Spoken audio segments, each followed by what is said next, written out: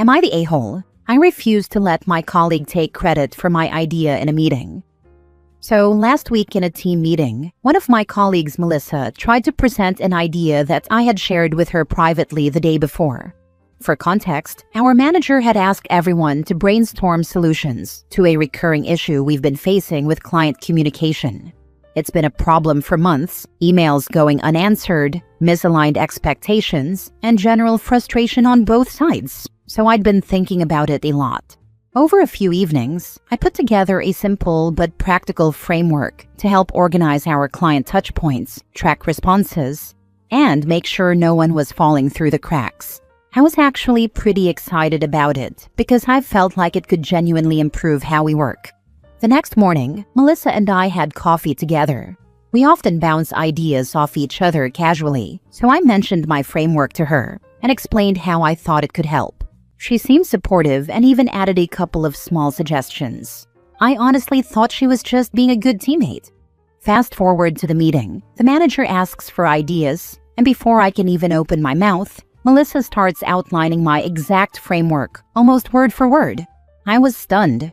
For a second, I sat there wondering if I had misheard, but nope. It was definitely my idea, down to the specific examples I had given her.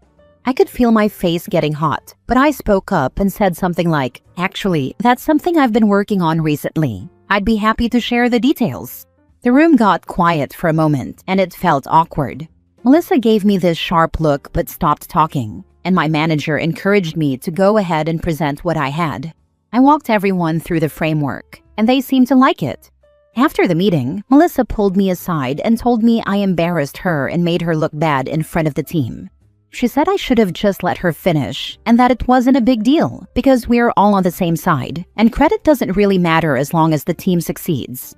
But the thing is, it does matter, especially because this isn't the first time I've seen her present other people's ideas as her own. It was just the first time she did it to me directly. Now I'm stuck wondering if I came across as petty or confrontational for speaking up in the moment. Am I the a-hole for not letting my colleague take credit for my idea? Now for the top comments. Credit does matter. End of story. Bet she won't do that with you anymore. When you have a voice and are willing to deliver a slap of embarrassment publicly, this sort of BS quickly stops, and then others start to clue in. Afterward, Melissa told me I embarrassed her and made her look bad in front of the team.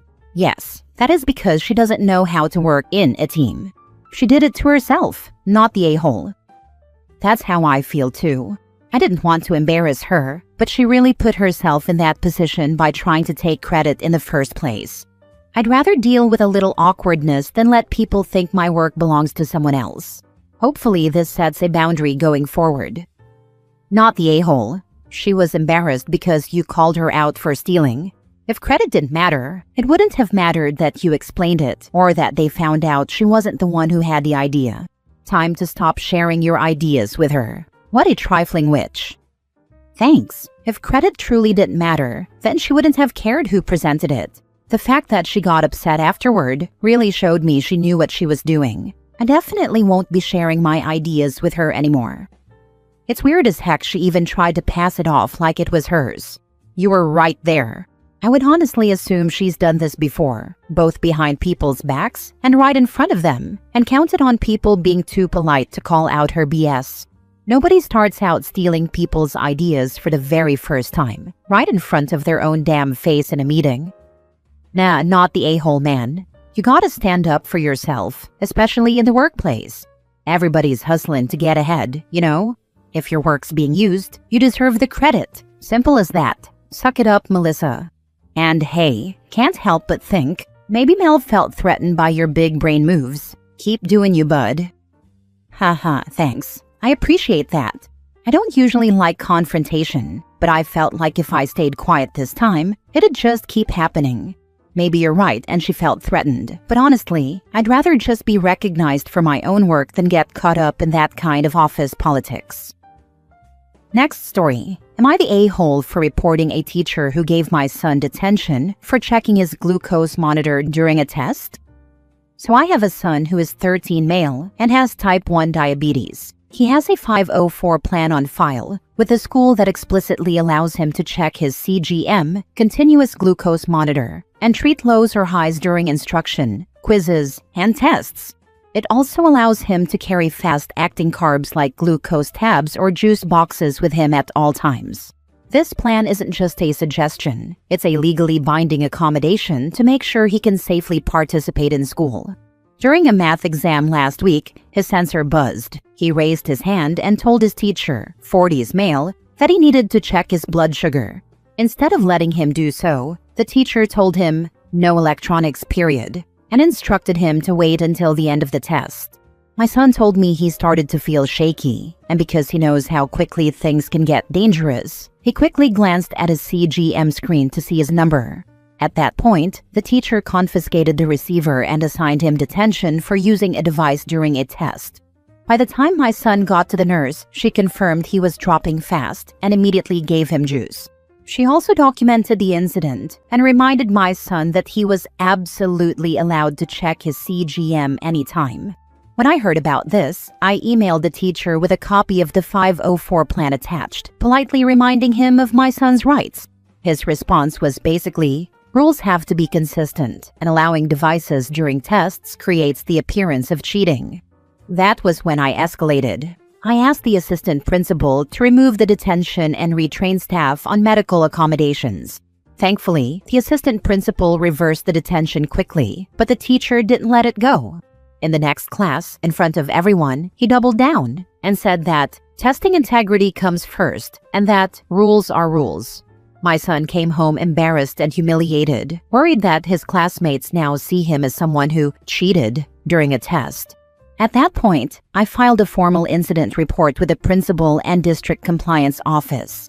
I'm not going to sit around and wait for the next low blood sugar episode to turn into an ambulance ride, just so a teacher feels like the rules are being enforced.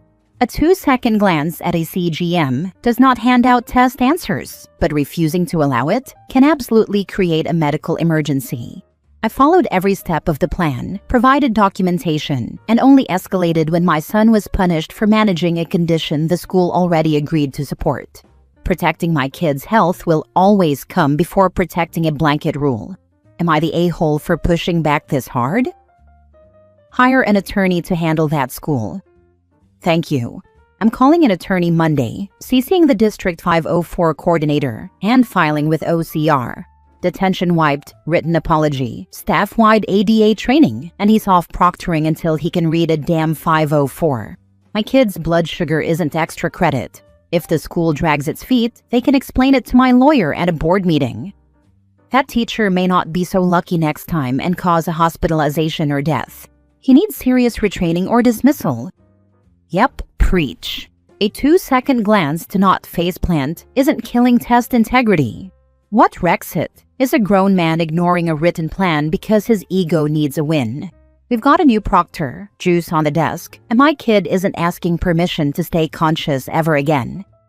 Don't forget to include public apology from teacher in front of the entire student body in your list of demands. He endangered your son and publicly shamed him in front of his peers for a medical necessity. Not the a-hole. Not the a-hole. And that teacher is a walking liability who cares more about his power trip than your kid not going into a diabetic coma. Yeah, exactly. Dude's flexing over a beeping medical alert like it's contraband, while my kid is shaking. He humiliated my kid in front of the class and acted proud of it. If he needs a power trip so bad, he can go bully a stapler. New proctor, juice on the desk, instructions in giant letters. I'm done babysitting a grown man's feelings while my kid fights his own body. Him confiscating the medical device is a huge issue. Him ignoring your son's medical emergency is also a huge issue. These two facts of the situation warrant an immediate response for your son's safety.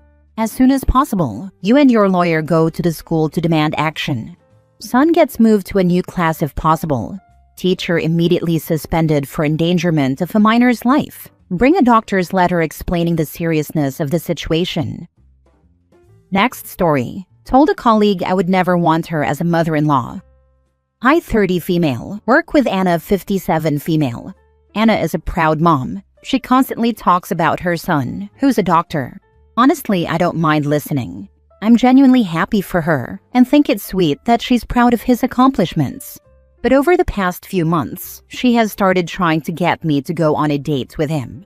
At first, I laughed it off politely and told her I wasn't interested, but she kept bringing it up. She would make little comments like, "You and my son would make such a cute couple," or "You're exactly the kind of girl my son should settle down with." I've tried to be gracious about it, but I've been very clear that I am not interested in being set up with anyone. The last straw for me was when she actually gave my phone number to her son without asking me. I found out when he texted me out of the blue, introducing himself. He wasn't pushy. In fact, he was polite. But I never replied because I felt uncomfortable. I had never given Anna permission to share my number, and it felt like a real overstep. Fast forward to last Friday. We were having lunch with the team, just a casual get-together. The topic of marriage and kids came up, which in my culture is a common but frankly very nosy topic. One of my other colleagues asked me what my plans were. Was I dating anyone? Did I want to get married? Did I want children? I told them honestly that I do hope to find a lifetime partner one day, but I don't see myself becoming a mother. That's a personal decision I've thought about a lot, and I'm at peace with it. Anna immediately gasped dramatically and said, "Oh, I would never want you to be my daughter-in-law. No mother would want to see her son marry a girl who hates kids." The comment stung, not because I want to be her daughter-in-law, I don't, but because it felt judgmental and dismissive of my personal choice. So I smiled and said, "Well, I would also never want you as my mother-in-law. Isn't it amazing how our dreams align?" Some of my colleagues, especially those closer to my age, laughed at the comment. It lightened the mood for me, but apparently not for everyone. Anna looked shocked, and later that day, one of her close friends at work told me that I was rude and should have just let Anna's comment slide. Now I'm wondering if I went too far. I know my response was a little sharp, but I also feel like Anna has been crossing boundaries for a while. I was polite at first, but she ignored my no. So, am I the a-hole for saying what I said? She was rude and shouldn't have made the comment. You matched her energy, as they say. In our culture, it's incredibly rude to talk back to an elderly. Hence, I posted. But yeah, not even my mom cares about me not wanting kids. She'd be happy with grandcats. She's not related to you and your work colleagues, so the whole Asian call everyone aunt or uncle, be polite, etc. needs to be adjusted to workplace norms. And 57 is not elderly. This is the bit I find rude, lol. Since when did "I don't want to be a mother" mean you hate kids? I know, I do love kids, but I want a child-free home. Guess it was a different time for them. Being old doesn't mean you can say what you want. Not the a-hole. Well, she can say what she wants, but not entitled to get it. Initially, she wanted OP as a potential daughter-in-law, so she can say that. Things changed when OP replied as she did, and was equally entitled to say what she does and doesn't want. The colleague sounds like a real Karen. Last story. Am I the a-hole for getting upset that my boyfriend prioritized corporate gossip over me? I, 21 female, pregnant, and my boyfriend, 24 male, were visiting his parents in another city. Yesterday, he suddenly decided we had to drive back home a day earlier because he needed to drop off a paper at his office. I didn't really have a choice. He just said, "We're leaving," and I went along. It was a long drive, and by the time we got back, I was exhausted and had a headache. When we reached his office, he told me to wait in the car because he just had to hand over the paper. I thought it would take 2 minutes. Instead, he left, and then I saw him sitting outside with his co-worker smoking and laughing. He waved at me to come over. I was annoyed because I had told him I wanted to go home and rest, but I had to take our cat, Eloise, out of the car because it was too hot. The first thing everyone did when they saw me was look at my pregnant belly. I told him again, "I want to go home." He said, "Wait a bit, I have something to tell them. Let's go upstairs for coffee." I said, "No, I'll go home alone." He laughed and said, "Well, I have the car keys." His coworkers also laughed. Then he said, "She's just acting like this because she's tired." I felt humiliated in front of strangers. He dragged me upstairs with him into the kitchen area with his colleagues. I thought maybe he had something work-related to discuss, but nope. It was just gossip about a fight between two coworkers who had screamed at each other and gotten fired. They were reenacting it word for word, and my boyfriend was asking a million questions like, "What did the team lead say?" and "What did you write in the group chat after?" At that point, I was literally praying the team lead would show up and tell him to go home, because clearly I couldn't convince him. Meanwhile, I was sitting there like an accessory. And the worst part, he was passing my cat Eloise around to whoever wanted to hold her, without even asking me. A girl said, "Can I pet her?" and he literally just handed her over. The irony? He was there to submit a sick leave form. Officially, he was sick. But instead of being home resting, he was sitting at the office gossiping and showing off his pregnant girlfriend and cat. I felt like I, and Eloise, were treated like objects he couldn't leave behind, not like actual people with needs. I told him many times I don't want to go upstairs with him anymore, that I'm not his assistant, but he keeps saying, "You don't need to feel uncomfortable." So, am I the a-hole for being upset? That was stupid on his part. He's supposed to be going on sick leave, but he's seen hanging around work, joking with his coworkers. His request for leave could have been denied. He certainly showed no consideration for your feelings. I hope you had a serious discussion about how this made you feel. He owes you an apology. I hope this is just a one-off and not a pattern of his thoughtlessness. Congrats on your upcoming bundle of joy. Depends on what he is on sick leave for. You would be correct if he had the flu. If it was for breaking a leg, you couldn't necessarily do your job, but wouldn't stop you from hanging out with your coworkers gossiping. It depends. There could be liability issues. Must be more serious than the flu. Wouldn't need formal sick leave for that. Perhaps an operation? Would be helpful to know. OP, what is the nature of his sick leave request? And for how long? His sick leave was from Monday to Friday. Today, his dad is a doctor and signed it. I don't know what he wrote though. I think flu. No, not the a-hole. These are very controlling behaviors. By controlling, I mean he refused to give you the car keys, forced you to socialize with his co-workers, and humiliated you in front of his co-workers. He prioritized his own desire to spend time with his co-workers over your discomfort. These are the behaviors of someone who doesn't care about you, and while he might not be abusive now, these behaviors often escalate when you become more locked into a relationship, usually after marriage or having a baby. If you stay with him, take a set of house keys with you at all times while you are with him so you are not trapped. Keep money on you in case you need to get a ride somewhere. If you have a ride-share app like Uber, keep it connected to your account only so he can't disable it. Keep a bank account in your name only. As an aside, he also sounds like an idiot, coming in with a sick note and hanging out to gossip with his co-workers.